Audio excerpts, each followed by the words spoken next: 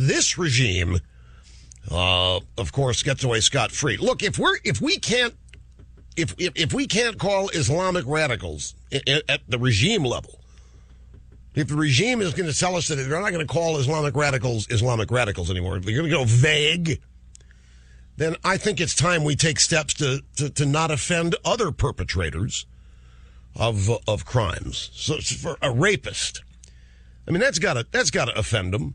That's got to make them mad to call them rapists. It's going to make them rape even more, right? We shouldn't call them rapists. If we can't call Islamic radicals, we shouldn't call rapists rapists. We need to call them uninvited perpetrators. Or penetrators, if you wish. Murderer. You think people like being called a murderer? Even if they are?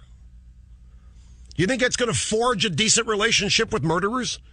All we do is put them in prison, we make them even angrier, and calling them murderers is even worse. We just need to call them something vague, like a carbon footprint reducer.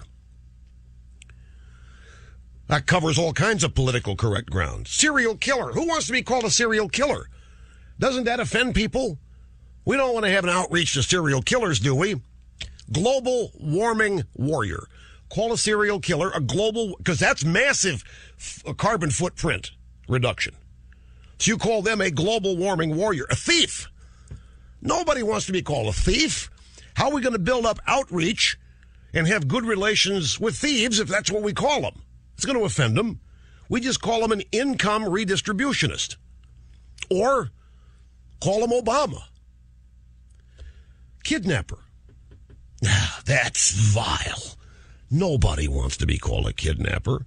And how are we going to have outreach with kidnappers? How are we going to build up decent relations with kidnappers and see to it they don't kidnap anymore?